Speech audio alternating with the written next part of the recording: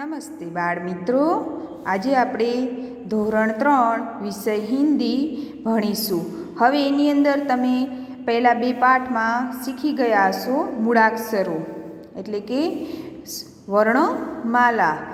आज हम पाठ 3 शरीर के अंग उसके बारे में सीखेंगे, समझेंगे.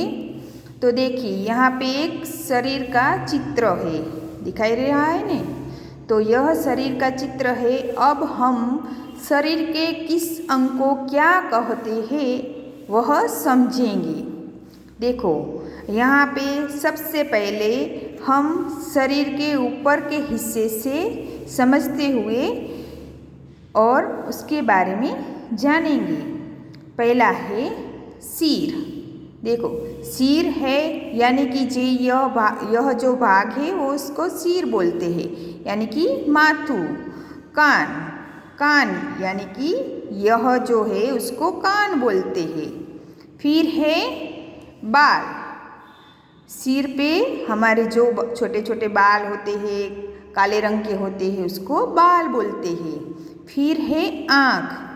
दो नन्ही सी जो हमको आँख है, हमारे मुंह के ऊपर जो आँख है दो नन्ही जिससे हम देख सकते हैं उसको आँख बोलते हैं. फिर मुँह, मुँह जिससे हम बोल सकते हैं उसको मुँह कहते हैं. यानी कि आँख यानी कि आँख, मुँह यानी कि मोटू. नाक जिससे हम सूंघ सकते हैं, किसी भी तरह की स्मेल को हम सूंघ सकते हैं उसको बोलते हैं नाक. फिर गला यानी कि गर्दन. गळું આને કહેવાય ગળું, એટલે કે આ અમારું ગળું છે, એટલે કે આપણે નળી છે ને જેને આપણે સાદી ભાષામાં નળી કહીએ. फिर है कंधा. कंधा એટલે ખંભો. ખંભો એટલે કે આપણે જેને ખંભો કહીએ છીએ તે. उंगलियाँ. देखो अब यह जो हाथ है उसमें ऊपर की तरफ जो हाथ रखा है यहाँ पहले छोटी छोटी 5 उंगली है. तो इसमें से 4 को हम उंगली बोलते हैं, उसको अंगुलियाँ कहते हैं हिंदी में, और गुजराती में आंगड़ियों कहे छे. फिर साइड में जो बड़ा वाला होता है ना, थोड़ा सा बड़ा है, अंगुली से थोड़ा सा बड़ा है, उसको अंगूठा बोलते हैं. और यह जो है पूरा सा उसको हाथ बोलते हैं. फिर ये जो कोहनी है जिसको हाथ में हम हाथ को मोड़ते हैं ना तब यह जो हिस्सा दिखाई पड़ता है नुकीला उसको कोहनी कहते हैं, यानी कि कोणी. फिर है सीना.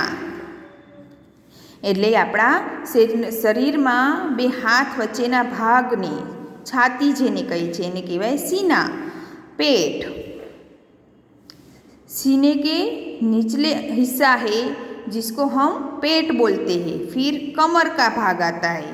अब देखो दूसरे हाथ में यहाँ पे कलाई का यानी कि अंगुलियाँ, अंगूठा, उसके बाद जो हथेली आती है, बीच वाला भाग है उसको हथेली बोलते हैं. और हथेली के नीचे जो कांडू जेने આપણે કહીએ છીએ એને કलाई પણ કહેવાય છે.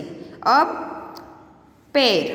पैर में देखो पहले थोड़ा बीच वाला भाग है जो उसको घुटना बोलते हैं. फिर पूरा जो पैर का भाग है उसको पैर ही बोलते हैं.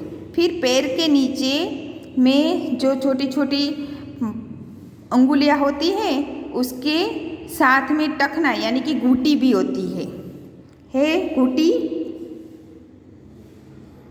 फिर इसमें एड़ी का भी भाग आता है.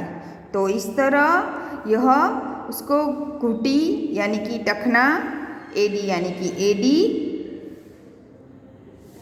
और यह पूरा शरीर का हिस्सा है. इसको हम शरीर के सभी हिस्से को हम अंग बोलते हैं. क्या बोलते हैं? अंग.